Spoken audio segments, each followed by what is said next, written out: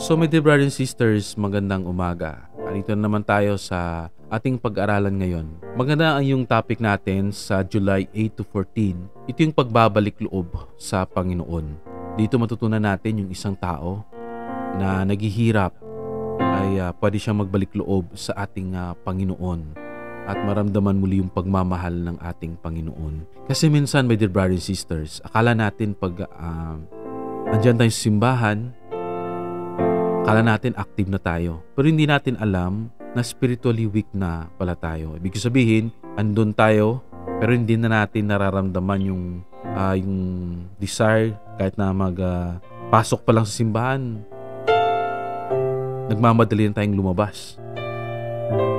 Diba? Parang malaki na yung time natin sa temporal na bagay pagdating sa spiritual, napakaliit lang. Hindi tayo aware na napapalayo na pala tayo sa simbahan. Hindi lang sa simbahan, sa ating Panginoon at sa ating Diyos. Hindi na pala tayo naging aware na napapalayo na tayo sa ating Diyos. So dito malalaman natin at atin din matutunan, especially to those individual that are suffering right now, yung tinatawag nating pagbabalik loob, makakamtan muli.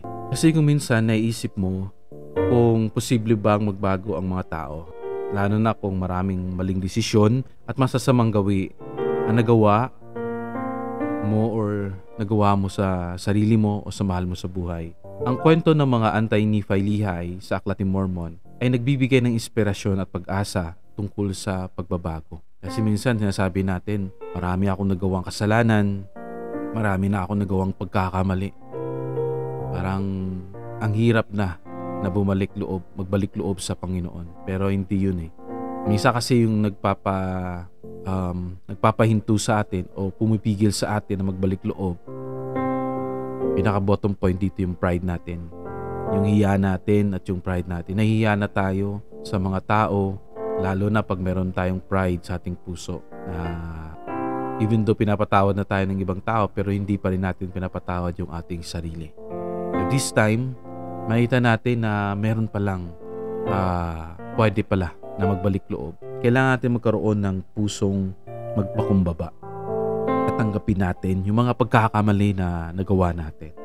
Tulad dito sa kwento ng anti-Nephi Lehi na nang umalis yung mga anak ni Mosiah, sila ni Amon, mga kapatid niya, sila ni Alma, at magturo sa mga Lamanita. Ito nga na-convert si Haling Lamonay at yung mga tao ng mga Lamanita. At nagbalik loob sila sa Panginoon. Pero yung mga Nefita, bago sila umalis, kinutya nila sila ni Amon. Sabi nila, hindi na magbabago yung mga tao, yung mga Lamanita. Kasi, nakalagay sa isip nila yung mga Lamanita ay masasamang tao. Hinahangad ng mga Lamanita na kitlin ang mga buhay ng mga Nefita. Simula pa sa umpisa, sa panahon nila ni Laman, Lemuel, yung mga palitan, mga ninuno nila hanggang sa panahon nila ni Amon. Ganon din sa panahon natin. Minsan, yung tao, nakikita lang na yung mga mali ng tao, nasabihin nila na wala ng pagbabago yan. Pero sa Diyos iba ay nagagalak pag yung mga anak niya ay bumabalik sa Kanya. Isipin natin bilang ama, yung prodigal son, at nawala yung isang anak natin na mahal natin. Yung isang araw, bumalik siya, humingi siya ng tulong, nagmamakaawa, nagbago. Hindi hayaan ba natin o tutulungan natin? Ganun dapat yung ating pananaw. Alam ko na maraming sitwasyon na nasa antas, kanya-kanyang antas ng sitwasyon. No? Bakit ang iba ang hirap patawarin? Lalo na pag yung tao na yon ay ginawan sila ng masama, no? Na hindi nila ini-expect na gagawin sa kanila yon. Sabi ko nga, yung pagpapatawad is hindi siya simpleng gawain lang. Pag nagpatawad tayo, it is divine nature natin. Na it's a gift from God. Na kung saan meron tayong pusong magpatawad in spite sa laki ng mga kasalanan na nagagawa. So dito matutungayan, nakita natin na kung saan nagbalik loob ang mga Lamanita.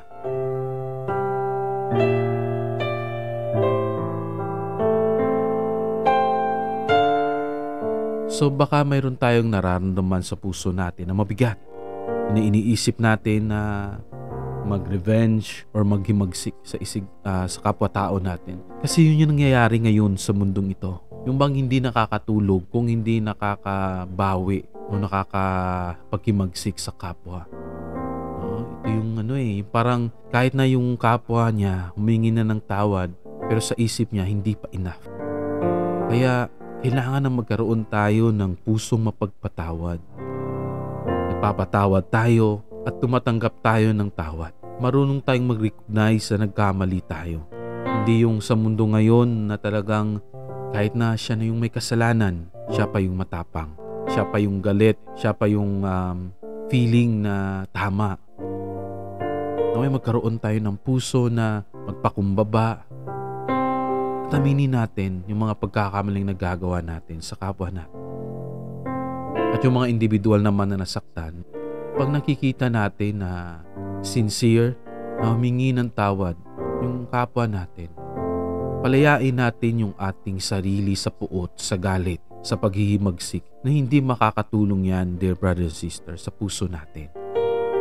Parang nagdadala tayo ng isang bomba na anytime pwede tayong sumabog. Uminom tayo ng lason pa konti-konti araw-araw pag hindi natin napapatawad yung kapwa natin.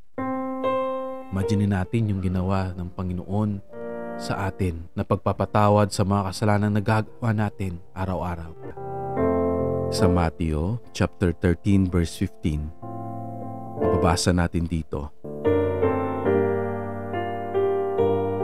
Sapagkat ang puso ng bayang ito ay naging mapagmatigas at may mabibigat na pandinig, at kanilang ipinikit ang kanilang mga mata, baka sila'y makakita ng kanilang mga mata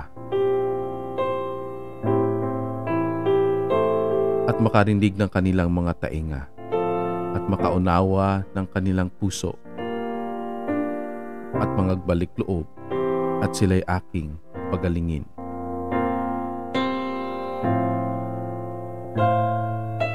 Dito makikita natin na yung isang tao pag naging matigas ang kaniyang puso ay nagiging bulag ito at nagiging bingi. Nagiging bulag ito sa kanyang nakikita na kahit na alam niya na mali ang kanyang ginagawa, ay patuloy pa rin niya itong ginagawa dahil nabubulag siya sa katotohanan. Hindi nakikita na mali na ang kanyang ginagawa. Ganoon na din, naging bingi siya sa mga sabi ng ibang tao, mga kaibigan niya.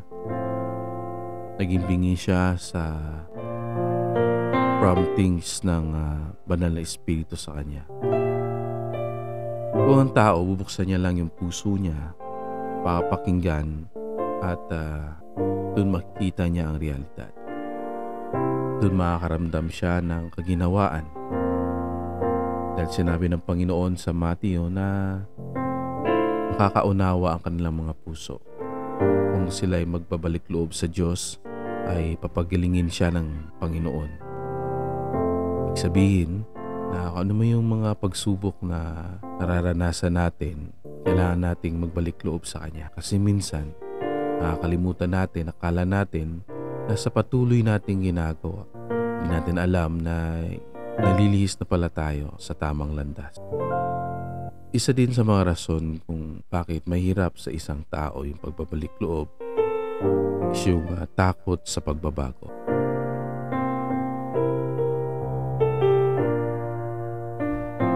Sinabi nga sa Lucas chapter 9 verse 23, at sinabi niya sa lahat, kung ang sinumang tao ay ibig sumunod sa akin, ay tanggihan niya ang kanyang sarili at pasanin ang kanyang krus araw-araw at sumunod sa akin.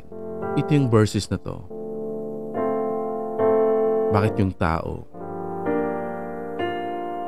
ay takot sa pagbabago? Kasi ayaw ng tao na buhatin yung krus o yung mga pagsubok sa buhay. Imagine natin pag tayo nananalangin, parati nating pinapanalangin na lahat ng magaganda ilayo tayo sa mga pasakit, ilayo tayo sa mga challenges sa buhay. Kasi bilang tao, natatakot para na baka hindi kayanin ang mga darating na mga problema. Kaya pinapanalangin na lumayo ang mga problema sa Kanya. Kaya takot tayo na magbago.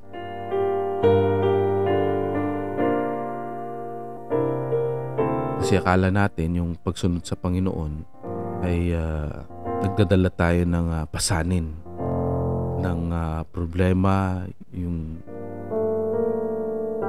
pag-agonize, sobrang pagtitiis sa buhay. Pero andito tayo sa mundo para i-test ng Panginoon sa mga challenges. Siguro, isa sa mga magandang paraan para na maging matatag tayo, yung panalangin natin na naway kawaan tayo ng Panginoon, bigyan tayo ng grasya, at tulungan tayo na malampasan ang mga challenges na dumarating sa buhay natin.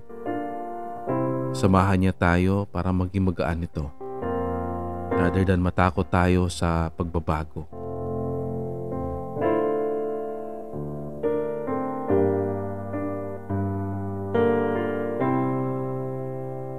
Isa din sa mga rason is yung pagpapanatili natin sa kasalanan.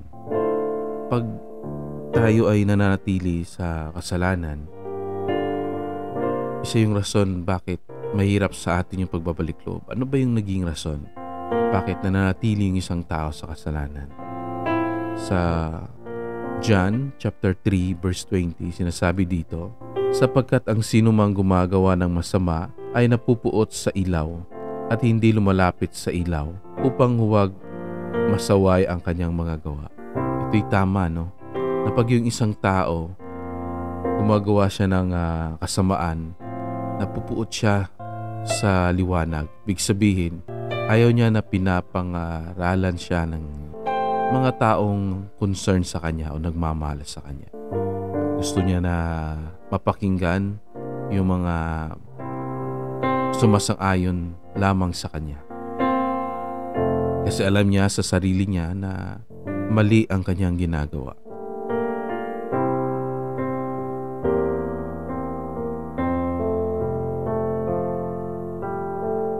Ayaw niyang lumapit sa simbahan, ayaw niyang manalangin, ayaw magpasa. Kasi every time na ginagawa niya yun, nagkakaroon siya ng guilt. Nagkakaroon siya ng feeling niya na sinasakal siya. Kaya yung tao na natili sa kasalanan kasi ayaw niya magbalik loob sa Diyos.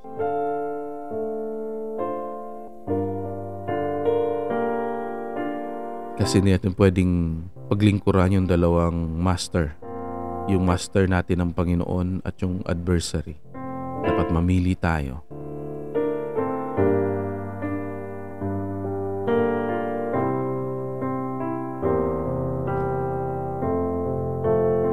Ang isa din is yung kakulangan sa pananampalataya.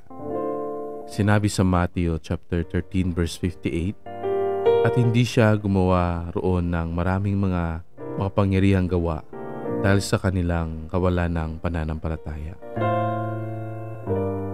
If gusto natin na yung Panginoon mag-work sa buhay natin, kailangan na magkaroon tayo ng pananampalataya. If you want to have change sa buhay natin, hayaan natin yung Panginoon na i-reshape tayo at gawin natin yung tama. Imagine natin dito bakit hindi masyado gumagawa yung Panginoon sa lugar na yon dahil sa kanilang kulang ng pananampalataya. Sabi nga ng Panginoon, according to your faith, you will be healed. Gagaling tayo according sa ating pananampalataya.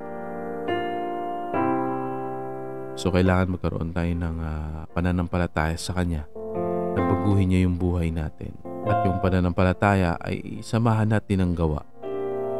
Kasi yung gawa dito, nagtatrabaho yung faith. nagkatrabaho yung miracles na mangyayari sa buhay natin. Yung bang kahit na feeling natin talagang miserable na yung buhay, one time nagkaroon tayo ng pag-asa at nagkaroon tayo ng pananampalataya sa Panginoon na babaguhin niya yung buhay natin. Isa din sa mga rason ito yung na-hook na tayo sa mga material na bagay. Sabi nga sa Matthew chapter 6 verse 21, sapagkat saan man naroroon ang iyong kayamanan, doon naman naroroon ang iyong puso. Ano ba yung kayamanan natin? Yung kayamanan ba natin is yung mga material na bagay? Doon ba tayo na nababaling? Or kayamanan natin yung Diyos? Kasi sabi nga, hindi natin pwedeng paglingkuran yung dalawang masters. Either ma-fail natin yung isa at mag-succeed tayo sa isa, or ma-fail tayo dahil pinaglilingkuran natin yung dalawang master. So yung paglilingkod sa kayamanan, material na bagay, ito yung nagiging isang rason kung bakit nahihirapan tayo na magbalik loob sa ating Panginoon.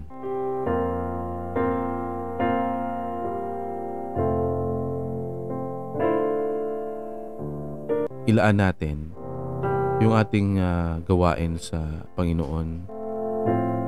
Ituon natin yung ating mga mata sa Kanya.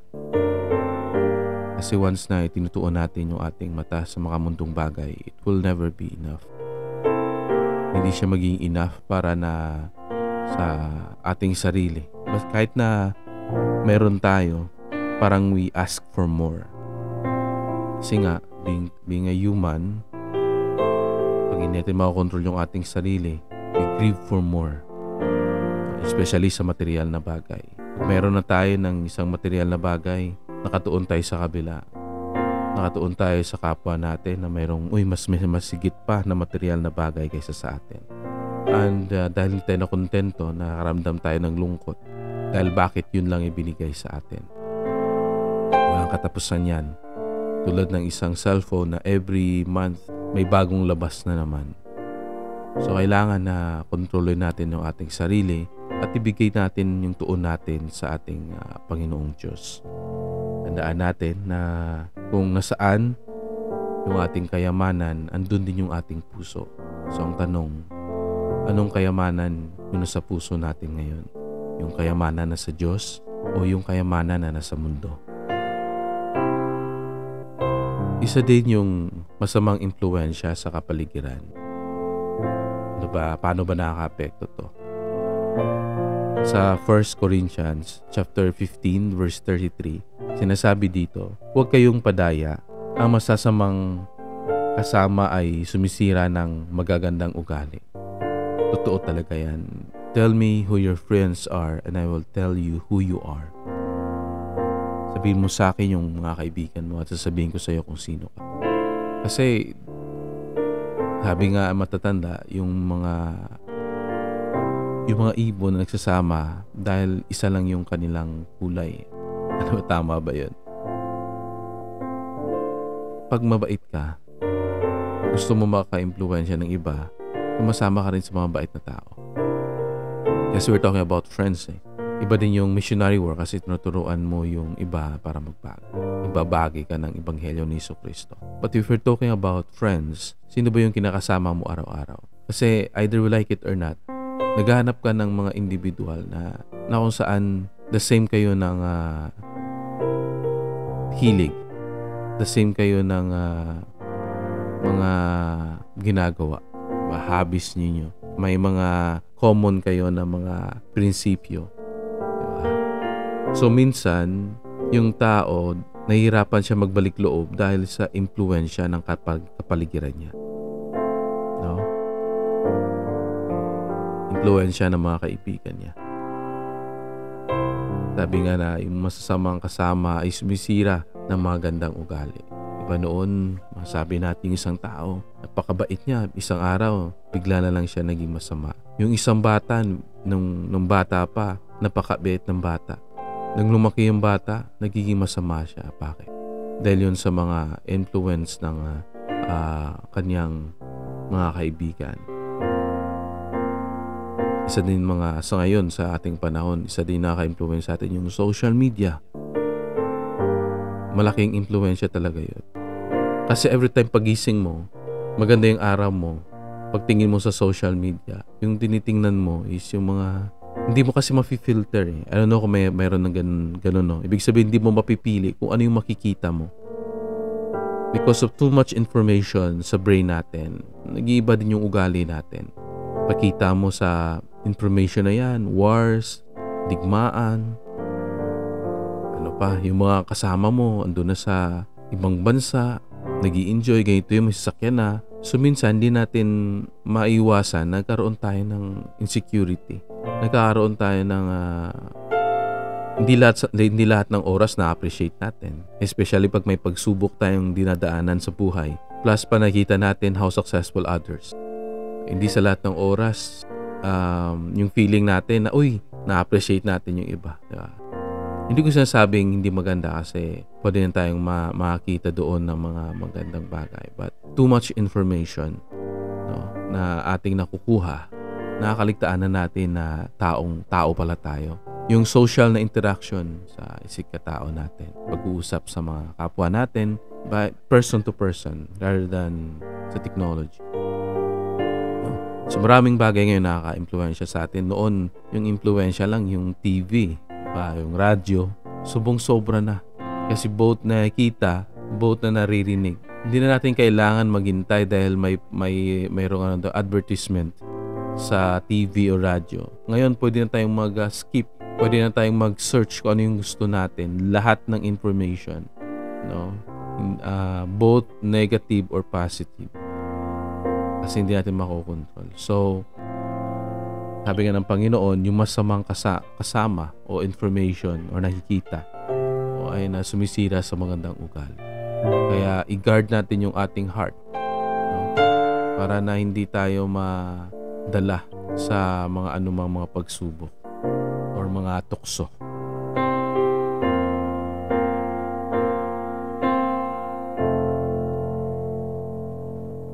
Isa din ay ang pagkakaroon ng pride o kayabangan. Sa Santiago chapter 4 verse 6 sinasabi dito, ngunit siya ay nagbibigay ng lalong biyaya. Kaya't sinasabi niya, ang Diyos ay sumasalangsang sa mga palalo, tatapwa at nagbibigay ng biyaya sa mga magpakumbaba. Yung taong mayabang, ito yung taong konti lang yung kaibigan. Yung bang sa conversation ninyong dalawa, hindi siya magpapatalo. Yung mga nag-uusap lang kayo, later on, siya na yung pinakasikat. Nakakalimot sa Panginoon pag nagkakaroon ng konting angat sa buhay.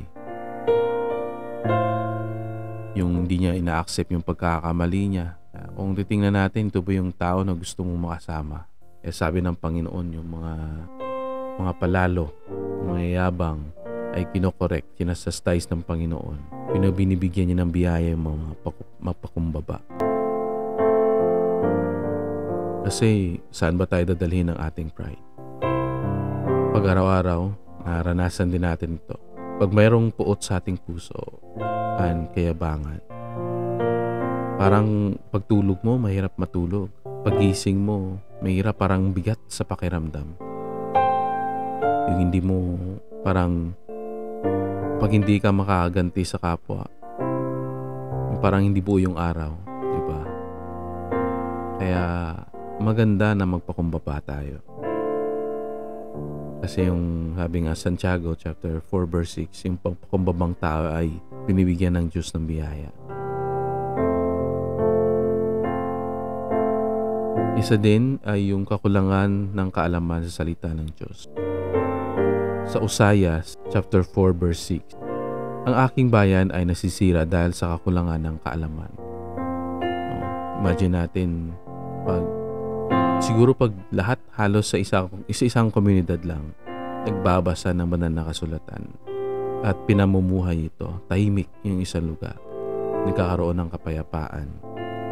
nagkakaroon ng pagkakaintindihan. Yung mga konting mali ay naaayos. Hindi nagsisigawan, hindi pataasan ng pride, hindi nagpataasan ng kayabangan. Kasi imagine natin yung sinabi sa Josiah chapter 4 verse 6. Nasisira ang isang bayan dahil sa kakulangan sa kaalaman sa spiritual. Sa Matthew chapter 22 verse 29, sinabi dito, at sinabi niya sa kanila, kayo nagkamali na hindi nalalaman ang mga kasulatan ni ang kapangyarihan man ng Diyos. Pag hindi natin kilala yung Diyos, ay magkakamali tayo. Tulad ng pag gumawa ako ng mali, ay maintindihan ako ng Panginoon. Iba kasi yung ginagawa mo kasi hindi mo alam. Meron akong kaibigan, sabi niya sa akin, hayaan mo sila pag gumagawa sila ng mali. Kasi maintindihan sila ng Panginoon. Kasi mahal sila ng Panginoon. Pag yung balak ng isang tao masama, ay hinahayaan niya yung iba na gumawa naman. Kasi siya mismo ay gumagawa ng mga hindi maganda. Hindi ay lubos na ikilala yung kasamaan ay kasamaan at yung mabuti ay mabuti. Pag alam nila na ginagawa nila ay mali at patuloy na itong ginagawa, there is condemnation. Iba yung natutukso tayo sa laman. Iba din yung alam natin na nasa katinuan na tayo but still ginagawa natin. That is abomination. Tulad ng pagpayo sa iyong kaibigan mo. Sabi mo one time, may akong problema ngayon. Kulang ako sa financial. Gusto ko maghanap ng trabaho. And kaso, pag ginawa ko yun, wala na akong time sa family ko siguro. Tapos wala na akong time sa Panginoon. Tapos sabi niya sa'yo, okay lang yan. Kasi maintindihan ka ng Panginoon. Ang ginagawa mo naman para sa pamilya mo. Not looking the bigger picture. Tapos isang araw nakita mo yung kaibigan mo nagtatrabaho during Sunday. No. Okay na yung trabaho niya, then nagtrabaho siya during Sunday. Dahil nga, hindi natin lubos na ikilala yung Panginoon. Kasi pag nakilala natin siya, tinitingnan natin yung kabuuan ng litrato, di lang yung parte. Gusto ba ng Diyos na mawasak yung pamilya natin? Gusto ba niya na mawasak yung sarili natin?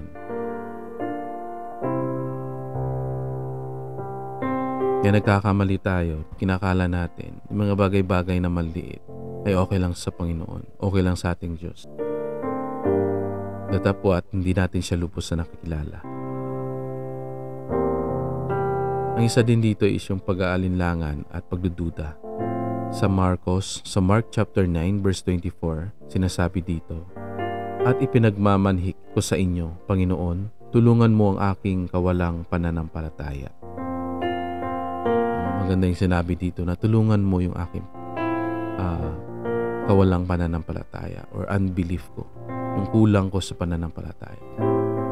Every time that I feel doubt, I ask the Lord na tulungan niya ako sa aking kulang sa pananampalataya. At somehow, ipakita niya sa akin yung glimpse ng mga plano niya. So my dear brothers and sisters, ito po yung mga dahilan kung bakit nahihirapan yung isang tao na magbalik loob sa Panginoon. Yung proseso kasi ng pagbabalik loob, hindi siya biglaan na isang click lang magbabago tayo, babalik na tayo. Kasi habang bumabalik tayo, hinihila tayo ng kasamaan. Kaya kailangan na magkaroon tayo ng tapang at pananampalataya. Tulad nga sinabi sa Mark chapter 9 verse 24, tulungan mo ako, Panginoon, sa aking kawalang pananampalataya. Na para matulungan tayo ng Panginoon na hilahin doon sa kadiliman papunta sa liwanag. Kailangan din natin magpakumbaba at tanggapin natin at makita yung mga simpleng biyaya binibigay sa atin. Yung mga simpleng biyaya na yun, ito yung malaking biyaya na makakatulong sa atin.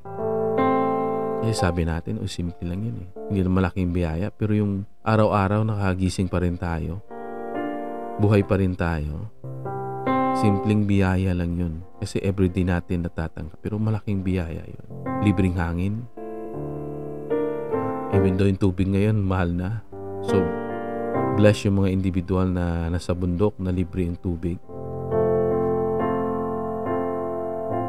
Palalampasan natin ang lahat. Pamamagitan ng panalangin, pagbabasa ng banal na kasulatan, at pagsisikap araw-araw na malapit tayo sa ating Diyos. Pagandahin natin ang kanyang relasyon sa Kanya at ibibigay niya sa atin yung kapayapaan.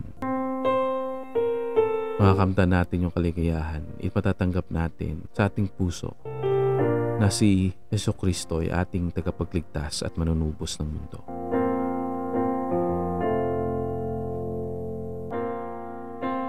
Isa din sa mga topic natin ngayon, ito yung dahil yung ating Diyos ay isang maawaing Diyos. Pinapatawad niya tayo sa mga panahon na tayo nagsisisi sa ating mga nagagawang mga kasalanan.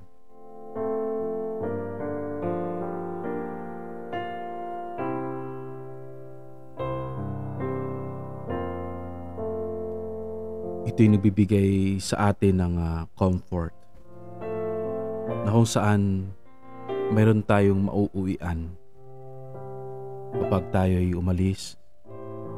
Ibig sabihin, tulad ng isang prodigal son nang siya ay umalis sa kanila and meron siyang binalikan na tahanan. Ganoon din tayo. Meron tayong babalikang ama na naghihintay sa atin. Kailangan na natin magkaroon ng pusong pagsisisi.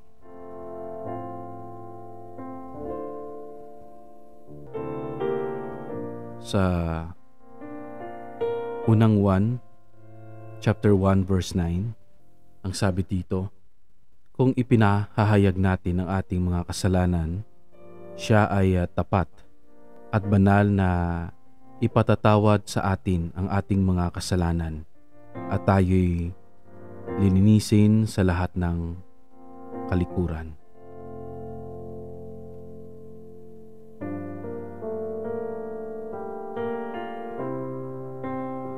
Ang sinabi dito is kapag tayo maging tapat at maging banal, papatawarin tayo sa ating mga kasalanan. Lilinisan tayo sa lahat ng kalikuan.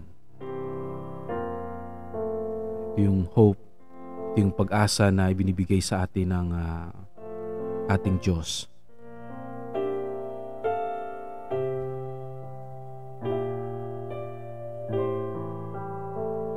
Kasi being a human being, kakamali tayo dahil nasasaktan tayo sa different na mga circumstances na ating hinaharap ngayon.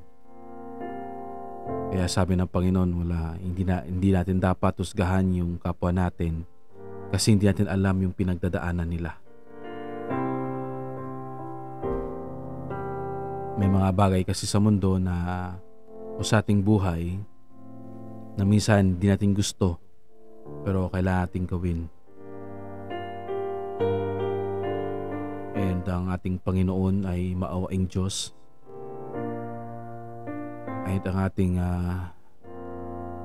Ama sa Langit ay maawain na inaantay niya tayo na bumalik. Kailangan kasi manggagaling ito sa atin. Kailangan na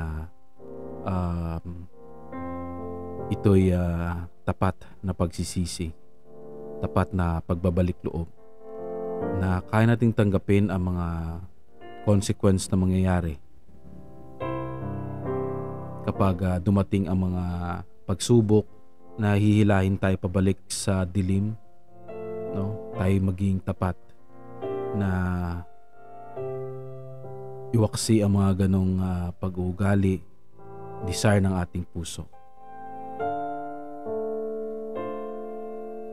Sabi nga sa Lucas chapter 15 verse 7, sinasabi ko sa inyo na gayon din ang kagalakan sa langit dahil sa isang makasalanang nagsisisi kaysa 99 na taong matuwid na hindi nangangailangan ng pagsisisi.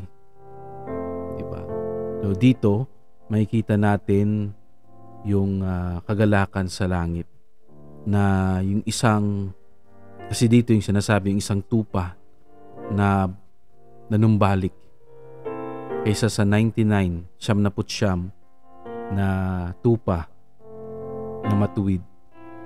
Mas nagagalak yung mga anghel sa langit kapag yung isang di sumusunod or nawala ay makabalik. So mahalaga tayo, individual sa ating Ama sa Langit. Huwag nating isipin na wala nang silbi yung buhay o ruminto na tayo or mag-give up dahil we feel na hindi tayo importante. My dear brothers and sisters, gusto ko pong malaman ninyo na importante po tayo, individual, sa ating Ama sa Langit. Kung hindi po yun nakikita ng ibang tao sa atin, dahil sa kanilang pagmamalupit sa atin, sa tingin natin, at naranasan natin yung pagmamalupit, yung paghahamak sa personal natin na pagkatao. Dahil sa sitwasyon natin sa buhay, sa pisikal natin na anyo, sa kulay, o dahil sa anong pang mga rason. Tandaan natin na mahalaga tayo sa harapan ng ating Diyos. Nagagalak ang langit sa isang taong nagsisisi pabalik sa Kanya. Pero kailangan, dapat, yung ating pagsisisi ay tapat. Sa Matthew chapter 6, verse 14 hanggang 15, nasabi dito, sapagkat kung ipatatawad ninyo sa mga tao ang kanilang mga pagsasalangsang, ay papatawarin naman kayo ng inyong Ama na nasa langit. Datapwat kung hindi ninyo ipinapatawad sa mga tao ang kanilang mga pagsasalangsang, ay hindi rin kayo papatawarin ng inyong Ama ang inyong mga kasalanan. So dito, hindi pala tayo papatawarin kung hindi din natin pinapatawad yung iba. Kasi ang lalabas dito parang hypocrisy yan. Yung bang hindi natin naging halimbawa yung ating sinasabi. Hindi natin pinapractice yung mga salitang lumalabas sa ating bibig. No? Parang we ask forgiveness sa Panginoon pero hindi natin kaya magpatawad sa kapwa natin. No, bago tayo humingi ng tawad, kailangan magpatawad din tayo. Kailangan na i-unload natin yung anumang bigat na sa ating dibdib para makaramdam din tayo ng kapatawaran sa ating mga nagawang mga pagkakasala. Kasi paano tayo papatawarin ng Ama kung tayo may puot at galit sa ating puso?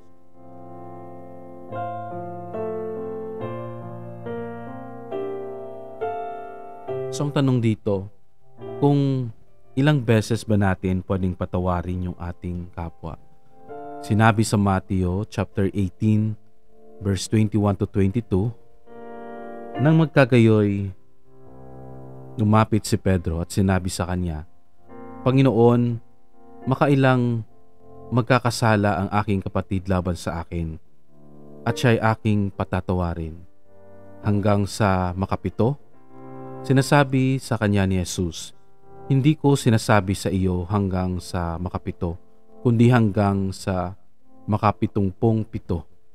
It's like,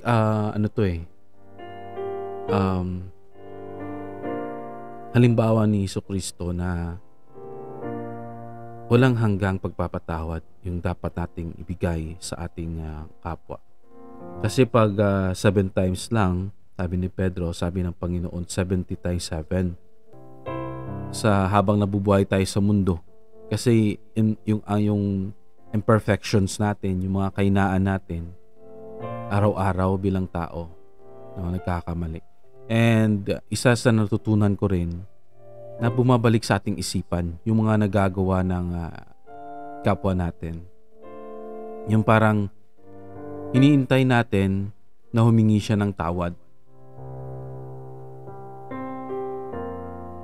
Kasi every time na naalala natin yung mga kasalanan or mga ginawang hindi maganda ng kapwa natin at nakakaramdam tayo na hindi sila nagsabi sa atin ng sorry, parang nasasaktan tayo. At dahil doon, yung buong araw natin ay nasisira. Yun yung isang bagay o nararamdaman na humihila sa atin pabalik na maging negatibo tayo. So kailangan na kahit na hindi pa nakapagsabi ng sorry or unaware siya sa mga kasalanang nagagawa niya, kasi may mga tao na kahit na mali na siya, ayaw tanggapin yung pagkakamali niya. May mga taong ganun na kahit nasaktan ka na niya, but still para sa kanya normal na yun. Normal na sa kanya magmura, normal na sa kanya makipag-away. Para sa kanya doon siya nakakaramdam siguro ng challenge or kasiyahan paggawa ng kasamaan.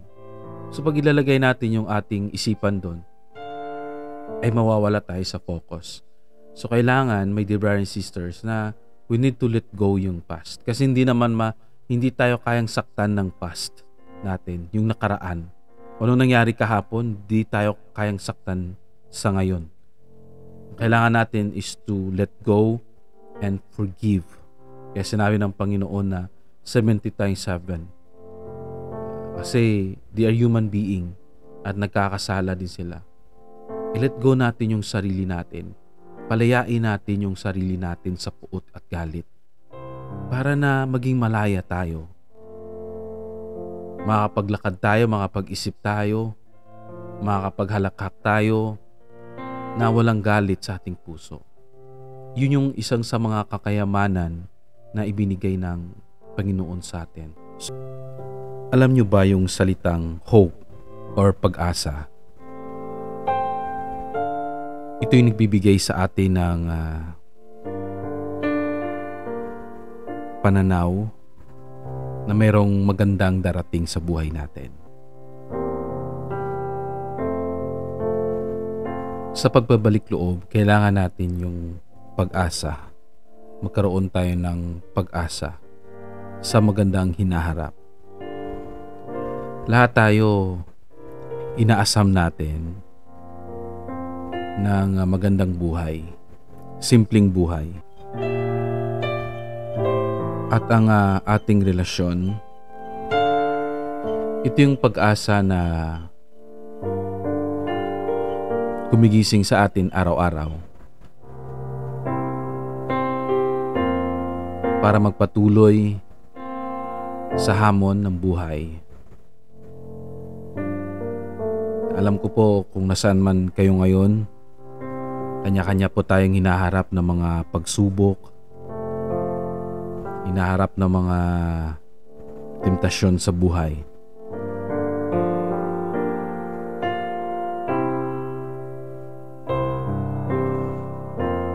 Yung mga kapatid po natin na nakakaramdam ng saya, nakakaramdam ng biyaya, nawa po'y na mabisitaan din natin yung mga kapatid natin na naiisip natin na nalulungkot o kailangan ng kaibigan, nangangailangan ng kaibigan. Yung pag-asa, ito yung nagbibigay sa atin ng lakas at katatagan.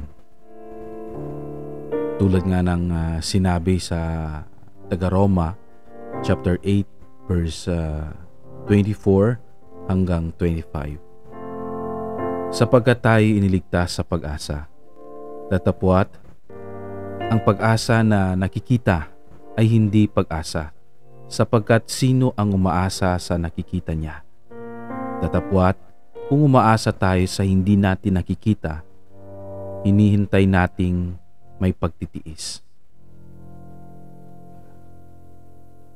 Ito yung isa sa mga kahulugan ng pag-asa. Yung umaasa tayo sa mga bagay na magagandang darating at rarating pa na hindi natin ito nakikita. Tama yung sinabi dito sa mga taga-Roma. Kasi paano natin sasabihin na ito isang pag-asa kung alam natin na ito'y mangyayari na. Ito ito'y nangyayari or nakikita na natin.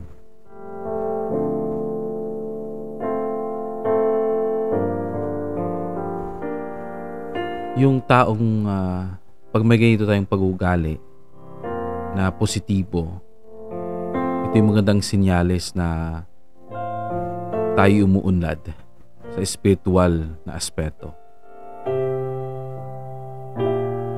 Tumataas at nagiging malakas yung ating patotoo at ang ating pananampalataya. Dahil natutunan nating umasa na mayroong magandang bukas.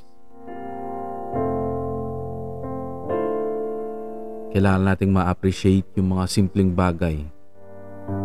Huwag nating i-appreciate yung mga bagay na wala tayo. Umasa tayo sa pag-ibig. Umasa tayo sa kalinga, sa pamilya. Gusto ko yung sinabi ko na pag-ibig. Kasi ito yung sagot sa lahat. Kasi ito yung sagot halos sa lahat ng mga problema. Dahil sa pag-ibig, natutunan nating magpatawad, natutunan nating magpakumbaba, natutunan nating kalimutan yung mga masasamang nakaraan. Pag tayo tumuon doon sa salitang pag-ibig, ay naging malakas pa yung ating hope or pag-asa sa magandang kinabukasan.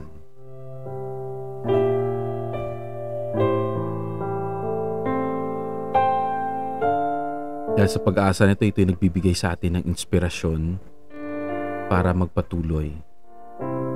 Tulad nga ng sabi sa Hebreo chapter 6 verse 19, na siya nating inaring tulad sa isang angkla ng kaluluwa, isang pag-asa na matibay at matatag at nananasok sa loob ng tabing. Kasi yung pag-asa ay nagsisilbing gabay at inspirasyon na magpatuloy sa kabila ng mga hamon. Gaya ng angkla na nagpapanatili sa isang barko sa tamang direksyon. Kahit na anong bagyo, nanatili yung barko dun dahil sa matibay yung angkla. So, ganun din tayo. Ilagay natin yung ating pag-asa sa Diyos. Kasi ito yung pag-asa na matibay.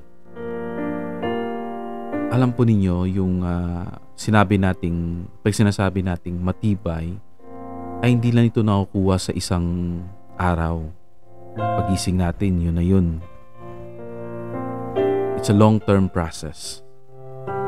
Sabi nga yung conversion na nabinyagan tayo, nagsisimula pa lang yan . Patuloy natin na pagsisimba, patuloy natin na paglilingkod sa Panginoon, patuloy natin na umasa, patuloy natin na kumapit sa ating Diyos. Ito nagiging mas matibay pa ang ating angkla, ang ating pananampalataya, ang ating tiwala sa ating Diyos na siyang lumikha ng lahat ng bagay.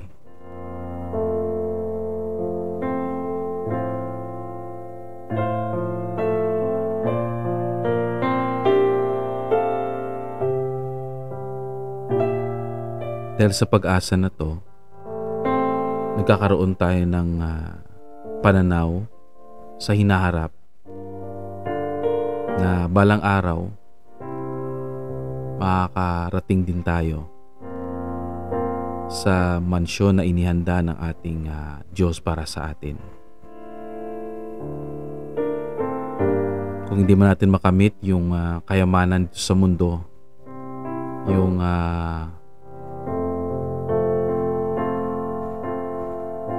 nakakaranas tayo ng hirap araw-araw, sa kabilang buhay, makakamtan natin.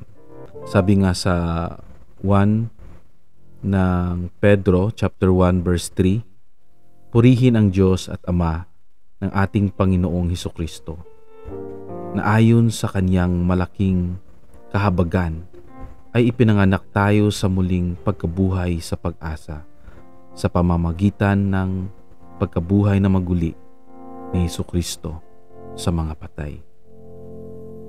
Dahil dito, yung pag-asa na nag-uugnay sa ating pananampalataya sa muling pagkabuhay at kaligtasan sa pamamagitan ni Hesukristo.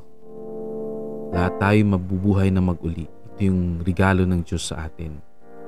Dahil tayo sumunod, bago pa tayo dumating sa mundo. Andito tayo ngayon kasi in the first place, tayo sumunod sa Kanya, sa ating Diyos. Yung regalo niya ay mabubuhay tayong lahat maguli. Makikita natin yung mga minamahal natin sa buhay na nauna na sa atin. At yung lahat ng mga lungkot, mga luha ay pupunasan ng kaligayahan, walang hanggang kaligayahan. Kailangan po nating magtiis at magpatuloy. Pag-asa ay nabibigay din sa atin ng kapayapaan at kasiyahan. Minsan nasabi ng ibang tao, bakit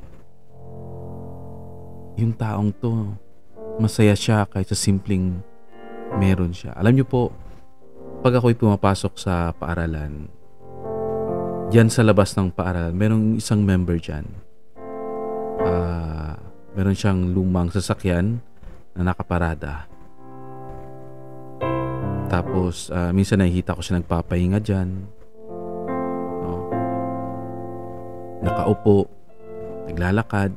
Yung bang masabi mo na para sa iba, tinatawag nila, they think na baka nasiraan na ng bait. But when I talk to this person, simple lang eh. And he enjoy yung simpleng bagay. Ini-enjoy yung paglalakad. Alam niyo yun? Yung wala siyang pakialam sa mga sasabihin ng ibang tao. Kasi yung tao, kahit na gumawa ka ng mabuti at masama, may sasabihin talaga yan. Sabi niya sa akin, Aspar, wala akong tinatapakang tao. At wala akong ginagawang masama. Gagawin ko yung bagay na masaya ako. Yung simpleng pag-upo sa waiting shed, buong hapon, nakaupo lang siya doon, nagbubulay-bulay, thinking about and reading the scriptures. Sabi niya kung sa problema lang, marami siyang problema. Pero hindi nawawala sa kanya yung pagiging, sabi niya nga, gawin nating simple yung buhay. Kasi yung pag-asa na kung hindi natin makamtan yung kayamanan sa mundo, sa kabilang buhay, makakamtan natin if maging tapat tayo. Doon makakaramdam tayo ng kapayapaan, makakaramdam tayo ng kasiyahan.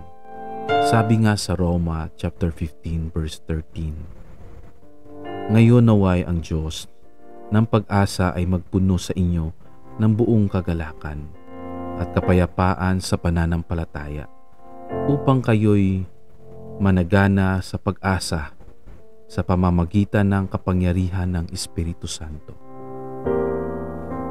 Imagine natin na kapag tayo'y nag-iisa kasama yung Diyos, hindi tayo nag-iisa eh. Ito yung natutunan ko this year sa buhay. After ng vacation, sa bahay lang ako. Most of the time pagising ko, God, ano yung gusto niyo pong ipaabot sa aking paggawa later ng Come Follow Me? Anong gusto niyo po na ipaabot? And mas gusto ko ito kasi nagiging mas closer ako sa Panginoon. Pagkatapos ng gawaing bahay, spend time with my families, Simple lang siya. Hindi magarbo, hindi kami lumalabas masyado. Pero na-appreciate ako personally, no? Ito yung buhay na if I'm alone with God, I'm not alone anymore. Kasi masarap kabarkada pala yung Panginoon. Diba? Kasi sa simpleng bagay na naging masaya tayo. So ganito yung pagmamahal ng ating Diyos sa atin. Minsan, hindi lang natin nakikita. Pero kung buksan natin ang ating puso at matuto tayo sa Kanya, dito natin malalaman at matutuklasan yung mysteries ng langit. Ang ating Ama sa Langit ay laging nagaantay at umaasa na tayo'y magbabalik loob sa Kanya, sa Kanyang walang hanggang pag-ibig, kahabagan at pagnanais na tayo'y magkaroon ng buhay na walang hanggan, kapayapaan at kagalakan. Binibigyan niya tayo ng pagkakataon na magsisi at magbalik loob. Nais niya na tayo magbalik loob upang matamo ang Kanyang mga pagpapatawad at pagpapala at maging karapat-dapat sa Kanyang kaharian.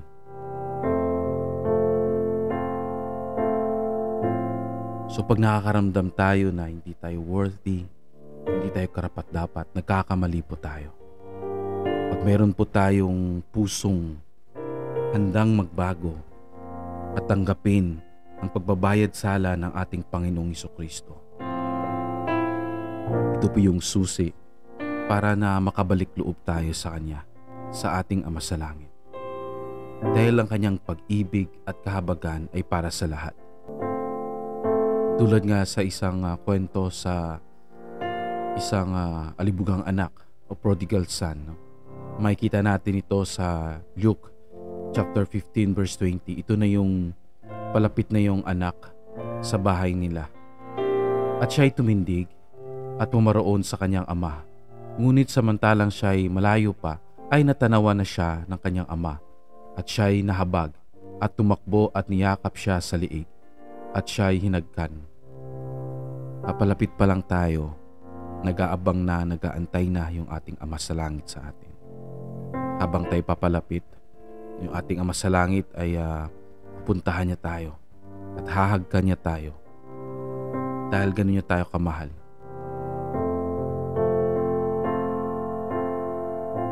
Na hindi binibilang, iniisip ng Ama yung mga nagawa nating mga kasalanan.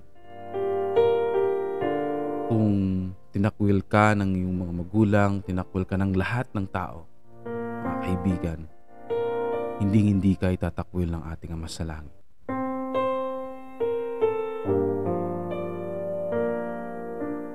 Dahil gusto ng ating Ama sa Langit na makamtan natin ang buhay na walang hanggan dito sa mundo. Gusto ng ating Ama sa Langit na may karapat-dapat tayo sa Kanyang kaharian. Kaya dito pa lang, sa lupa ay inahanda niya na tayo. Alam niya na may kahinaan tayo. Alam niya na matutukso tayo.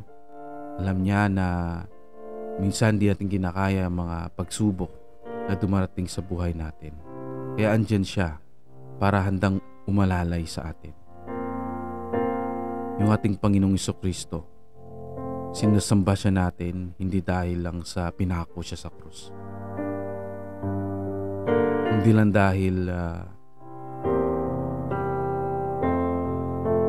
dinuraan siya, sinipa siya, sinaktan siya, pinamak siya. Pero tayo nagsasamba sa Kanya dahil hindi nawala yung karakter niya in spite sa nangyari sa Kanya. Tayong mga tao, pag tayo nasasaktan, may potensyal, may posibilidad na gumaganti tayo. Magtatanim tayo ng galit. Bilang tao, pag nalulungkot tayo, pag may nangyaring kalungkutan, nalulungkot din tayo. Pag may nangyaring problema, nakaramdam tayo ng frustration, pagsubok na dumarating sa atin, being a human being, we give up. Pero yung ating Panginoon hindi. Hanggang sa huling panahon ng kanyang buhay, sinabi niya na, Ama, patawarin mo sila kasi hindi nila alam ang kanilang ginagawa. Kaya gusto ng ating Ama sa Langit na maging halimbawa yung kanyang anak na si Jesucristo para sa atin. Naway magkaroon tayo ng pakiramdam na sabihin din natin, Ama, tawarin mo sila kasi hindi nila alam ang kanilang ginagawa. Pag may taong gustong manakit sa atin, sabihin natin hindi niya alam ang kanyang ginagawa. Instead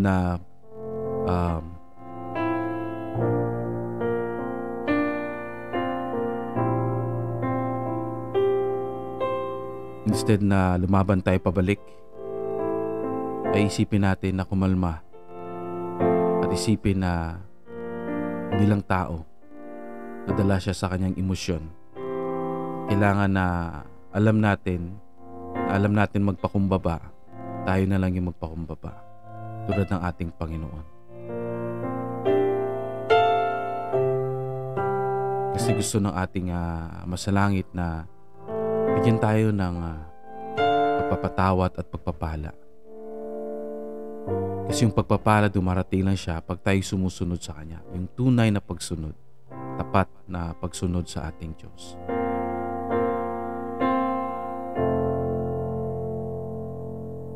Alam niyo po, my dear brothers and sisters, yung feeling or yung pagkakataon na maramdaman natin yung banal na espiritu ay sa mga panahon na gumagawa tayo ng mga espiritual na bagay. Kasi pag hindi natin bigyan ng panahon na tayo'y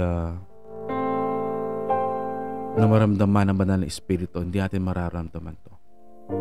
Pag tayo naging sobrang busy, yung ating pag-iisip ay nasubrahan at puno na ng mga makamundong bagay, hindi na natin ma-appreciate yung banal na espiritu. Kailangan din natin magkaroon ng time. Yung panahon na wala tayong ginagawa. Hindi yung maglaan tayo ng oras na hindi nagmamadali. Pang ito na yung time natin para kausapin yung ating Ama sa Langit. Pakiramdaman ng banal na espiritu. Mag-recharge sa buong araw na pagod tayo. Kasi the more tayong nag-iisip ng mga bagay na gagawin natin, kadalasan nakakalimutan natin na may mahalaga pa palang bagay tayong gagawin. Kasi hindi naman 24 hours gising tayo. Kaya alam natin kung halimbawa yung araw ng linggo, para talaga yun sa Diyos. Araw ng gabi, before tayo matulog, pagising, habang ginagawa natin yung mga araw-araw nating gawain, ini-involve natin yung Panginoon, ini-involve natin yung Diyos sa mga ginagawa natin. Diba? Parang iniisip natin na, halimbawa kung nagtatrabaho tayo, habang nagtatrabaho tayo, focus tayo sa trabaho natin, ini-involve natin siya. Sa pamilya natin, iniisip natin, God, paano ko kaya tataguyod yung pamilya ko? Kumusta na kaya ako 10 years from now or 5 years from now? Ano yung goal ko next 6 months? Mga ganun. Diba? Ini-involve natin yung Panginoon. When we are with our families, inisip natin na paano kaya papasayahin yung pamilya ko.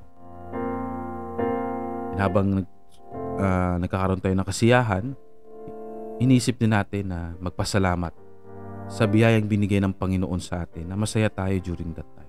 Diba? Ini-involve natin siya sa mga ginagawa natin. At doon nararamdaman natin na yung banal na espiritu, constant siya na sumasama sa atin. Kasi nawawala lang tayo sa alignment ng ating relationship sa Diyos pag too much na yung ginagawa natin. Sobrang trabaho na tayo, na-stress na tayo sa trabaho natin, hindi natin alam na nawawala na pala yung banal na espiritu. Dahil sa stress na yun, nagagalit na tayo, naapektuhan na yung pamilya natin, and it will have a domino effect. Kailangan huminto tayo. Kasi parati kong sinasabi sa sarili ko, nagpapasalamat ako sa regalo ng Diyos sa kalayaan sa pagpili. Kasi meron tayong kalayaan, hindi tayo nakakulong sa isang sitwasyon. Habang may pagkain yung pamilya natin, halimbawa, nagkatrabaho tayo, enough na. Nag-part-time job tayo, 2 pa, para na feeling natin, makamta natin yung magandang buhay, pero hindi pala. We have the freedom to stop, huminto sa isang trabaho natin para magbigay tuon naman tayo sa spiritual sa pamilya natin. Bigyan tayo ng kakayahan ng Panginoon na mag-isip kung ano yung next. Kung yung trabaho mo nakakasira sa spiritualidad mo, bigyan ka ng Panginoon ng kakayahan na maghanap ng ibang trabaho, other options. Yung isang kaibigan ko, ako saksi to, nang nag-prepare kami ng mission, yung tatay niya is nagtatrabaho sa labas ng bansa. Tapos sila, magkakapatid, ay lulong na, no? Sa temporal na bagay. Kasi yung tatay nila, nasa labas, kung ano yung gusto nila, binibigay ng tatay. So, hindi nagsisimba yung mga anak, nagbibisyo na. Hanggang yung bunsong anak nila, gustong isave ng tatay nila. So, yung ginawa, nag-stop yung tatay sa trabaho niya. No? Talagang sinakripisyo niya yung trabaho niya sa labas ng bansa. And magbenta ng mga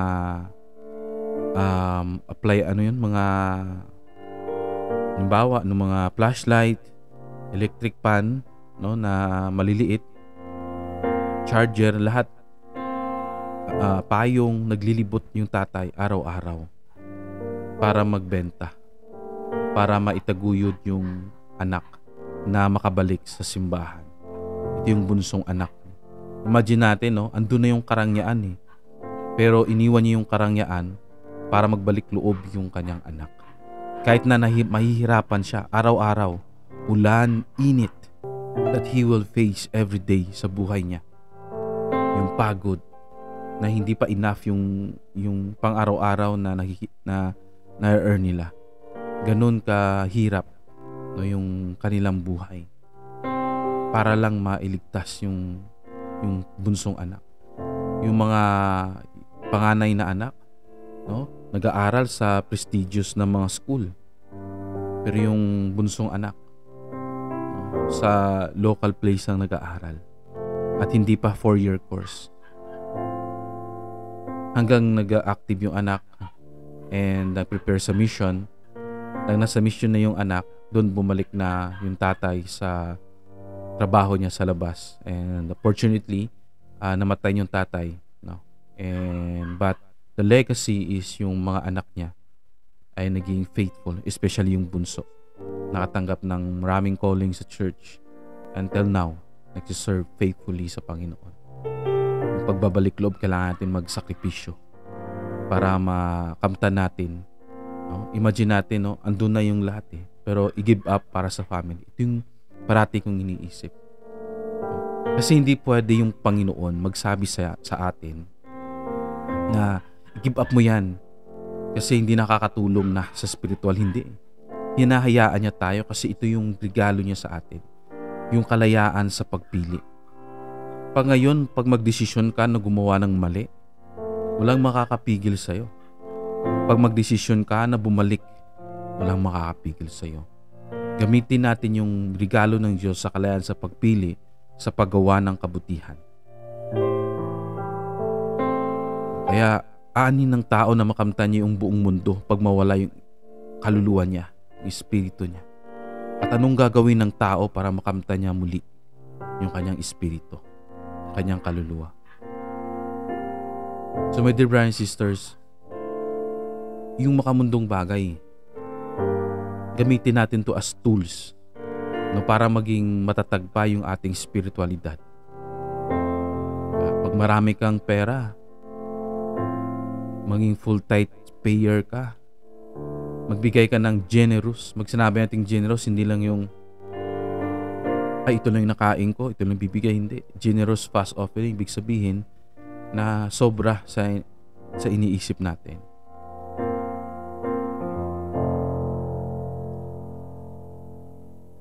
Kasi yun yung gusto ng ng Panginoon sa atin, na magkaroon tayo ng sariling desisyon natin para matuto tayo, magkaroon tayo ng paninindigan na hindi tayo dinidiktahan, na kahit anong mangyari, yun na yun yung paninindigan natin, yung matuwid at tapat tayo. Kaya sabi ko nga sa sarili ko, aanin natin yung kayamanan, mawawala yung ating espiritu. Yung isang istorya nga sa scriptures na binenta niya lahat ng ari-arian niya. Mahanap niya lang yung pearl of great price. At nang nahanap niya na, ay talagang tinitingnan niya yon at ina-appreciate niya. At nagmuhay siya na simple. Yun yung parable ng Panginoon. Ano ba yung pearl of great price sa atin? Ito yung ebanghelyo ni Jesucristo. Ito yung pagmamahal ng Diyos. Ito yung natikban ni Lihay na bunga. Ang kasiyahan na hindi pwedeng bilhin ng anumang yaman sa mundo. Mamuhay tayo ng simple. Diba? Kasi minsan, ang tao, kaya niyang i-give up yung pananampalataya niya para lang sa temporal na bagay. Kaya niya i-give up yung araw ng linggo para sa temporal na bagay. Kaya niya i-give up ang calling niya dahil may opportunity sa abroad. Kaya niyang iwan yung mga kapatid niya dito, yung branch o yung ward, para lang sa opportunity. God will not chastise us in that moment sa decision natin. Pero later on, malalaman natin yung consequence ng mga ginagawa natin. Kasi alam natin sa kaibuturan ng puso natin, ano ba yung reason bakit andito tayo sa mundo? Bakit andito tayo? At pag alam na natin yung rason, alam natin na hindi lang tayo nabubuhay mag-isa. Maraming tao nangangailangan sa atin. Kasi we're not building a house dito sa mundo lang. We're building a house doon sa langit. Naalala ko yung experience ni Prophet Joseph Smith. Mga anak niya, nagkasakit, namatay. Siya, hinahamak, o nagtuturo pa rin siya. Yung sa time doon siya sa Carthage jail, doon siya dumudumi, doon siya kumakain sa maliit na room na yun. Sabi ng Panginoon, yung suffering mo is a small moment. Hindi yung small moment dahil makakalabas ka na, hindi. Dahil doon, Joseph Smith was murdered. Pinatay siya. Pwede naman siyang magpadala ng mga daan-daan or thousands na mga members para iligtas siya. Para mamuhay siya ng mapayapa. Pero hindi kasi alam niya yung truth. He sold yung katotohanan sa dugo niya. At sa mga prophets in old pa natin. At kung isipin natin, pag mapanood natin sa YouTube and other things, yung mga kahinaan ng mga propeta, mawawala talaga tayo. At sinasabi ko sa inyo, lahat tayo may kahinaan . Kung mayroong CCTV lang, kasi sa langit yun diba? Alam ng Diyos lahat, ibubuklat niya lahat ng mga anggulo ng ginagawa natin araw-araw since pagkabata. Recorded yon. Pero yung sa mundo lang, pag mayroong CCTV araw-araw, since pagkabata natin, makikita natin yung mga ginagawa natin. Siguro mahihiya tayo sa sarili natin. Diba? Lahat tayo, since sa simula, being a human being, we are prone to temptation, challenges. Nadidisappoint tayo sa iba, nadidisappoint din sila sa atin. Kasi may mga weakness tayo. Pag yun yung babasihan natin, mawawala tayo. Pero pag babasihan natin, may purpose ng lahat ng bagay, nilagay niya yung tao mismo na maging propeta. Na kahit may kahinaan, na mag-lead sa simbahan. Mga bishops natin, yung mga branch presidents natin, mga leaders natin. Ang mahalaga ikaw, kung paano mo paninindigan yung pananampalataya mo sa Diyos. Hindi kung anong nakikita mong kahinaan ng iba. Ikaw. Kasi tayo, individual yung haharap sa Panginoon. Husgahan tayo individual. Hindi natin sila isasama sa paghuhusga. Kaya my dear brothers and sisters, kailangan na magkaroon tayo ng tapat, busilak, na pananampalataya. Pag ginawa natin yun, hindi talaga tayo mawawala kahit anong mangyari. Napakaganda yung topic natin yung pagbabalik loob. Kasi nagbibigay din sa akin ito ng malaking kahulugan. Ano ba yung talagang goal natin sa mundo? Bakit nawawala tayo? Bakit kailangan tayong magbalik loob? Nawawala tayo dahil sa mga bagay na gusto natin, yung nakikita natin. Kasi yung ngayon, temptation, hindi siya biglaan Kasi alam natin, matetempt ako. So, makakapag-prepare tayo. Yung temptation para siyang sinulid na nilalagay natin sa ating daliri. No? Dahan-dahan, nilalagay natin sa daliri hanggang dumami yung sinulid sa daliri natin. Yung una, hindi siya masakit Pero habang nilalagay siya hanggang naging makapal yung sinulid sa ating daliri, dahan-dahan hinihigpitan, makita natin nagbo-bluish na yung daliri natin or nagiging itim na. Di ba? Yun yung temptation dahan-dahan. Yung too much na information sa social media, dahan-dahan nagugulat na lang tayo, nahook na tayo sa paghalimbawa yung goal natin is anong bagay sa mundong ito. Hindi lang social media, like pagpunta sa mall, gara doon, gala dito, diba? Hindi natin alam, nahuhook na tayo, nawawala na tayo. Malapit nang dumating yung ating Panginoon, hindi ko alam kung kailan. Pero dahil sa mga signs and wonders na binibigay sa atin, masabi ko na malapit na. Ang tanong dito, kung are we prepared sa pagbalik niya? May pagmamalaki ba natin yung kayamanan natin sa Kanya? Sasabihin ba ng Panginoon, magkano na yung asset mo? Magkano na yung property mo para maligtas ka? Hindi ganun Tatanungin niya sa atin, anong nagawa mong kabutihan? Anong nagawa mo sa kapwa mo? At yun din yung ginagawa mo sa akin.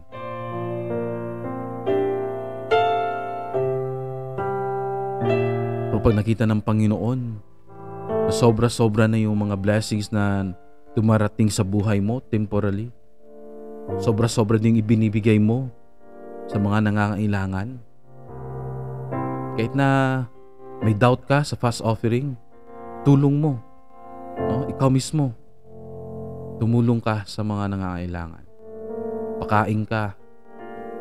Ganda ka ng mga trainings. Kasi sabihin natin na if you give a man a fish, mabubuhay siya sa isang araw.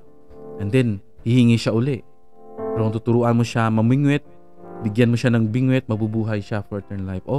Maganda ka ng mga seminars, pangkabuhayan. Diba? If you don't believe in fast offering, gawin mo sa sarili mo. Ang mahalaga, meron kang debosyon sa puso mo. Kasi kahit na anong mangyari, hindi ka mawawala sa Diyos.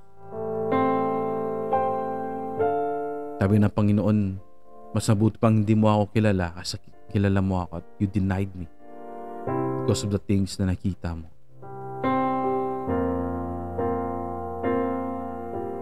Nagbibigyan tayo ng opportunity ng Panginoon na magbago ng mga blessings na huwag natin siyang kalimutan. Tulad ng isang kwento, isang tao, namamali mo siya. Isang araw may dumaan na mayamang tao, nakasakay sa kanyang sasakyan, bumaba, sinabi sa kanya na gusto mo bang tulungan kita? Siyempre, bilang nangangalimos, sabi niya oo. So in that moment, pinakain siya.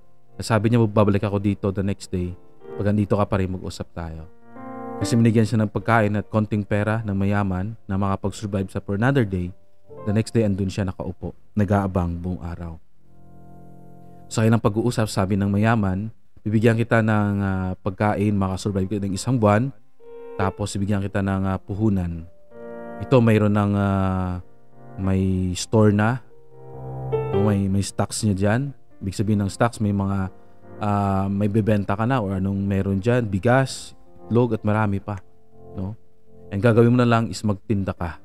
At bibigyan mo ako ng 10% na kita mo or tubo sa kita mo sa isang araw. So yung pulubing tao ay nag-agree siya. Sinabi ng mayaman. 1 buwan, naging successful yung kanilang negosyo kasi yung business na yun successful talaga. Sa gumagana na yung negosyo na yun na may pagmamay-ari ng mayamang tao. So nilagay talaga doon ng may-ari siya kasi marami nang suki yung tindahan na yun. In 1 month, nagbigay siya sa may-ari ng 10%. Ikalawang buwan, medyo delayed siya sa pagbibigay. Pero sobra na. May sasakyan na yung pulubi, nakabili na siya ng bahay, pero nakalimutan niya na magbigay. The 3rd month, sinabi ng pulubing tao sa kanyang sarili. Sabi niya, ako yung naghihirap dito. Tapos tatanggap lang yung mayamang tao na yan ng 10%. Isang araw, nabisita uli yung mayaman sa ika-3rd month. Yung pulubi, he confront that rich man. Ang sabi niya, hindi na ako magbibigay sa'yo. Kasi nag-aantay ka lahat, binibigyan kita. Nakaramdam ng kalungkutan yung mayamang tumulong sa pulubi. Dumating ang araw na nagbisyo na yung tao. Dahan-dahan nalugi yung negosyo hanggang bumalik siya sa pagiging pulubi. So my dear brothers and sisters, sometimes kailangan natin ma-appreciate yung pagbabalik loob. Yung pagbalik loob natin, pagbibigyan tayo uli ng Panginoon ng another chance sa buhay natin, naway wag natin i-take for granted. Pasalamat tayo, mag-keep tayo ng promesa natin. Huwag tayong makalimot at pumalik sa dating gawin natin, yung mga kasamaan. Kasi nalulungkot ang yung Diyos sa atin, not because na hindi natin kinip yung promise natin sa Kanya, but because babalik din tayo kung ano tayo sa kadiliman. Naway yung mga blessings na dumarating sa buhay natin, i-prepare natin yun para pagdating ng araw, we are prepared to serve God. Hindi man tayo mayaman. Sometimes we ask God to help us na maging mayaman, pero hindi binibigay ng Panginoon. Kasi may plano siya para sa atin. Huwag nating intayin na yumaman tayo para mag-serve sa Panginoon. Ngayon pa lang mag-serve na tayo sa Kanya. Pakita natin yung tapat at pagmamahal natin sa Kanya. Personal experience ko kanina, nagpasa ako ng requirements para makapagturo sa college as a college instructor. Kasi if sabi ko, as we shared experiences na we're leaving the world, na hindi pwedeng ang mundo yung mag-adjust sa atin. Yung kasi yung sa simbahan natin, di ba? Wala tayong sahod. We do volunteer ang pagtuturo natin. Ito yung isang maganda. Dahil the way tayo magsabi or mag-share ng ating mga karanasan, meron siyang power. Kasi nakakahalubilo natin yung mga tao araw-araw. Na-experience natin yung hirap. Na-experience natin yung in need. Mga struggles sa financial, makikisama at anong pang mga bagay. So, dumating ako doon 3:30 ng hapon kanina. Nakaupo ako, titingnan ko yung paligid kasi wala masyadong tao. No, hapon na, tapos wala pang pasok. na-appreciate ko yung yung solemnity of katahimikan, yung mga puno doon, titingnan ko. And sabi ko later on gawa ako ng podcast, sabi ko. Mag-add ako sa conversation.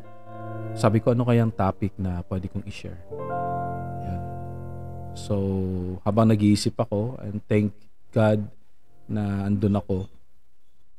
And may pumasok sa isip ko if maka-apekto ba to sa devotion ko, sa paggawa ng Come Follow Me na mga lessons, sharing sa mga spiritual insights. Sabi ko baka kasi every morning pag magtatrabaho ako full-time bilang guro, tapos pag gabi, if makapasok ako with the grace of God bilang isang college instructor pag gabi, sabi ko ano pa kaya ako nito makakagawa. And sabi ko it's a matter of time management and it's a matter of choices. Yung tapat na pagpili. Kasi iba yung tinuturo natin na ginagawa natin. Kasi paghayaan na natin yung sarili natin na gawin lahat ng opportunity, maraming opportunity. Pag masipag tayo, especially pag miyembro tayo ng simbahan, masipag tayo kasi if i-apply natin yung mga learnings natin about self-reliance. Pero kailangan nating magdesisyon kung ano yung mahalaga pa na gawin natin. So sabi ko sa sarili ko, basta wala na akong ibang gagawin. Basta maglaan pa rin ako ng time na kung ano yung spiritual experience ko that day, ibahagi ko. So it's a motivation for me now na dapat every day tumuon ako sa mga spiritual things so that I could have spiritual experience so that I could share. So hindi na siya nagiging balakid, but it's an opportunity for me para na mas gumanda at mas proactive pa yung pag-share ko. So habang naghihintay at nag-iisip ng ganyan, 4 o'clock dumating si President. Actually, nagustuhan ko sa member na to kasi nag-serve siya ng bishop, nag-serve siya as state president, nag-serve siya as counselor sa mission, nag-serve siya as mission president. Parang so siya yung resource person ko doon na magre-refer sa akin. Sinamahan niya ako. Wala akong dala na na food kasi sa atin hindi tayo sanay na na yung parang pag magbisita okay lang yung tao sa puso natin na meron tayong dala. Pero kung nagmamadali tayo, parang hindi required na ay bilan ko muna ng ganito para para ito yung yung tawag doon sa labas, yung parang ito yung pambayad or pampadulas. Walang ganun sa atin Kaya yun yung isa sa mga bagay na na-appreciate ko. Yung talagang totoong tulong. So sinamahan niya ako doon sa admin and I passed my requirements. Tapos maya-maya umalis kami. Punta kami uli sa room niya, sa office niya, and while walking I talk about life. Nagsimula kayo magkwento sa buhay, kamustahan. And humantong sa we talk about church. Kasi ganun pag tayo mga membro na nag-uusap, tapat spiritually in tune, pag nag-uusap tayo temporally, maya-maya, dugtong yan, simbahan na, spiritual experience na. So sabi niya sa akin, kinwento niya yung mga karanasan niya, 6 years na sa college, nagtuturo. Sabi niya,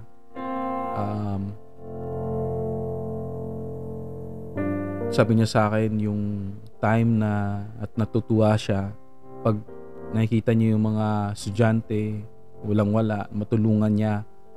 Minsan nag-share sa kanya 200 pesos yung baon, buong linggo na yon. Meron minsan na namumutla na dahil hindi makakain. Ganun sa public school sa college. Yung lugar nila malayo pa sa bundok, diba? Yung talagang mataguyod lang yung yung makatapos sa pag-aaral. Habang sinasabi niya sa akin yan, parang nakaramdam ako ng repentance, diba? Kasi nabukas na naman sa akin. Even though alam natin, but kailangan pa na i-remind sa atin. Nabukas sa mind ko, sa isip ko na hindi lang temporal at hindi lang time yung pwede nating ibigay. Yung talagang kung saan tayo at anong ginagawa natin, pwede tayong tumulong na hindi tayo nag-i-expect in return. Yun bang bilang isang guro pwede natin silang tulungan sa turo sa kanila ng tama. Yung nag-prepare tayo ng lesson, yung talagang taos-pusong pagtuturo, ganon. Yun yung binahagi niya sa akin. And doon ko na-realize na we can be a part sa tinatawag nating pagtulong sa iba. Not only sa salita lang, but really in action, in every day. Yung tayo mismo yung naghahanap na kung sino yung matutulungan. And parang yung na hindi tayo nagtatago kasi ayaw na natin na hinga ng tulong. We are seeking if sino pa yung mga gusto pa nating ma-reach out. Isa sa mga nagustuhan ko sa sinabi niya, kasi 2 oras kami, kakauwi ko lang nga sa bahay, sabi ko para hindi mawala sa isip ko, i-share ko ito sa ating pag-uusap ngayon. Sabi niya sa akin, kasi nagtanong ako President, paano ka naging ganyan? Like, you excel kahit saan ka man, sa simbahan, sa college. Sa college siya nagtuturo Tapos nandyan ka sa may teacher sa DepEd, every time nag-i-excel ka. Tapos may share siya na quote ng isang propeta na sabi niya na kung saan ka man inilagay, dapat mag-bloom ka. Para ka isang bulaklak na pag ilagay ka dyan, saan man na lugar, dapat magbunga ka. And he share a story about our Lord Jesus Christ nang nagutom siya. Yung familiar tayo sa kwento na to. And may nakita siyang fig tree. Yung fig tree na yon, sabi ni President, pag maraming mga dahon, sa mga dahon nagtatago yung bunga. So nagutom si ating Panginoon, and nang tinignan niya yung fig tree kasi nakaupo siya, walang bunga. And sabi ng Panginoon, this time, mag-weathered yung fig tree or mamamatay. Nang umalis yung Panginoon, automatically, yung leaves ng fig tree ay nagsidagdag at namatay yung fig tree na kahoy.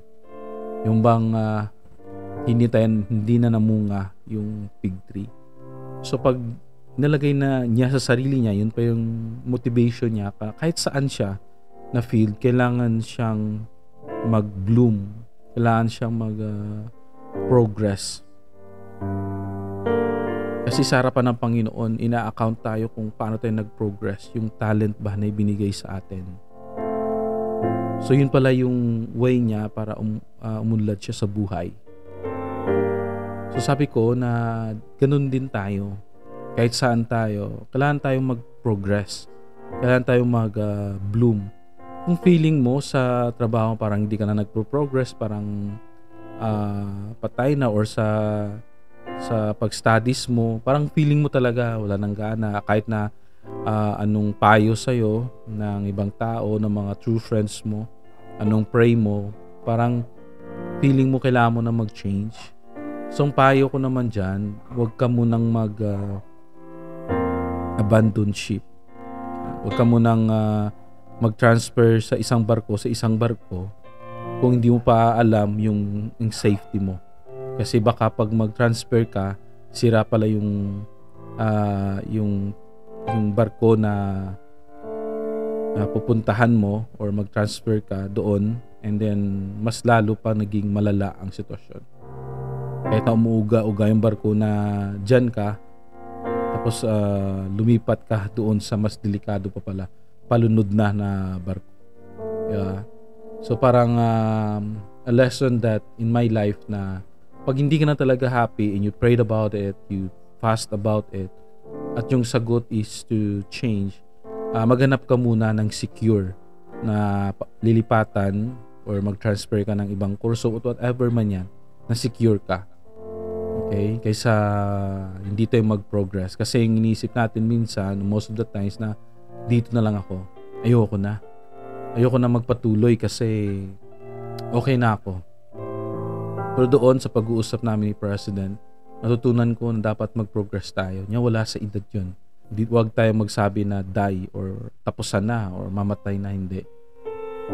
Kasi dapat every year mayroon tayong tinatawag na ano na yung na-achieve natin. 'Di ba? Karamihan pag magkita tayo sa ating mga friends, "Oy, kumusta na?" Sagot naman ng isa, "Andito, ito pa rin." Ang tawag doon, mahirap pa rin. Ito, ganun pa rin, struggle. Next year, ganun pa rin sinasabi. Makikita mo, habang every year na sinasabi yan ng isang tao about struggle, kahirapan, ganun pa rin sila. Dapat meron tayong perception, ano kayang pwede kong gawin na umunlad? Kasi never ending yung progression eh. Yung kamatayan, hindi siya hadlang para sa progression natin. Even the next life, nagpo-progress pa rin tayo, umuunlad pa rin tayo. Kaya isipin natin, ano pa kaya ang pwede kong gawin? Kailangan mong gawin dahil napilitan ka. Pero iba yung ginagawa mo kasi may motivation ka. May gusto kang matapos. So yun, nagpapasalamat ako sa mga opportunity na yun na pinag-usapan natin. Hindi yun, alam nyo po, the reason why na-inspire ko kay President kasi hindi dahil sa na-achieve niya, but dahil na-inspired ako sa kwento niya, sa achievement niya. So yun, my dear brothers and sisters, may we move forward in life. Tama na yung kasi yun yung sabi ko, President, parang pagod na ako. Gusto ko nga mag-retired na, stay na lang sa bahay at kumuha ng camp family. Eh sabi niya, parang sinayang mo yung mga talent na binigay ng Panginoon sa'yo kung hindi mo magamit at hindi mo ma-share sa ibang tao. Diba? Dapat never tayong mag-stop na mag-give up. Ipagod ka, matulog ka. Kaysa lumabas ka at maghanap ka kasi yun yung natin eh. Yun yung ways natin as a human being. Naghahanap tayo ng someone na makukwentuhan, and then buti lang if yung kwentuhan natin mag-encourage sa atin, hindi nadabukan pa tayo sa mga struggles natin hanggang hindi na tayo makamove on. So sabi niya sa akin, may sa likod ng kanyang table, mayroon siyang parang maliit na tinutulugan. Sabi niya, 20 minutes power nap ako, tapos balik na sa trabaho. Yung parang if you feel bad about it and pagod ka, pahinga ka 20 minutes, 30 minutes, tapos balik ka na naman. Instead, you're wasting your energy doon sa mga individual na makapagpapahina din sa'yo. It's a different story. Mayroon silang cross, lahat tayo pinapasan. Hindi kasi ito basihan kung mataas yung calling natin sa simbahan or ganito lang yung calling natin kasi lahat pantay-pantay yan eh. Nakadepende na lang kung paano natin ginagampanan yung callings or calling na ibinigay ng Panginoon sa atin.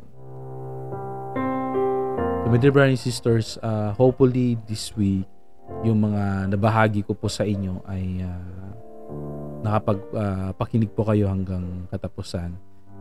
Ito naman po ay kung wala kayong ginagawa, nakahiga lang kayo dyan or hindi kayo busy sa buhay, at least ito'y makapagbigay sa inyo ng inspirasyon at somehow direction din na mga pagbabago ng buhay ninyo. It helps me continue to walk in the covenant path ng Panginoon. Sabi ko nga kay President, President, the reason why I am grateful and thankful and being blessed sa pag-uusap natin is that darating yung araw, hindi natin mapipigilan na matatapos na yung yugto ng buhay ninyo, yung chapters ng life ninyo. And kami naman, and thank you for pag-remind sa akin, pag-reminding me to be true to my covenant and to be proactive in life rather than to relax, magtago sa aking comfort zone sa kwarto na to and sabihin na yung mga binigay ng blessing ng Panginoon sa akin na sana marami pang matulungan ko. ay tinago ko sa lupa kasi takot ako, tamad ako. And tayo kasi yung mga next generation, mas bata sa akin, tinitingnan ako niyan eh. Hindi naman lahat, pero meron na tumitingin sa atin. Kailangan maging serve tayong inspirasyon. At para maging serve ng inspirasyon, if wala silang may mapapulot sa atin na aral, we need to step up sa buhay. Sa anuman yung aspeto. Both spiritual and temporal. Huwag natin kalimutan yung mga reasons bakit natin ginagawa yan. Sabi ko sa kanya, si President, talino talaga kasi inangaan ko siya since before na. Pero wala ko siya nakitang sasakyan, wala ko siya nakitang magarang mga gamit. Pag bumili siya ng gamit, talagang ginagamit niya. Sabi ko, ito yung reason na hindi siya nagiging mayaman siya, pero hindi yung makikita mo na may mga kayamanan dahil nauubos sa pagtulong. Yung tulong ba na, sabi niya nga, it will not be written sa mga blocks of stones, but it will written and stay forever in the hearts of the individual that you help or natulungan mo sa buhay. Diba? Napakaganda pakinggan. So my dear brothers and sisters, hopefully this week, makount natin yung blessings na dumarating sa buhay natin. Hopefully this week, you will have a meaningful week na mas makilala pa natin yung Panginoon. And continue sa pakikinig. And I will continue na gumawa nito and I will share personal experience and learnings sa inyo po. And it helps me to stay in the covenant path. Kasi sabi ko nga, it's a challenge or mahirap pag magsasalita ako dito kapag hindi ko siya ginagawa. Nabablock yung mind ko. Pag hindi ako naging example or naging nagalit ako in that day sa pamilya ko, nabablock yung mind ko na hindi ako makapagsalita. So it helps me na maging malapit pa sa ating Panginoon in spite sa mga challenges na dumarating. Meron tayong mga personal na journal in life. And hindi man tayo nakikita, pero alam ko na God will bless you as you continue to be truthful and faithful to Him, to our Heavenly Father. And all these things I live in the name of Jesus Christ. Amen.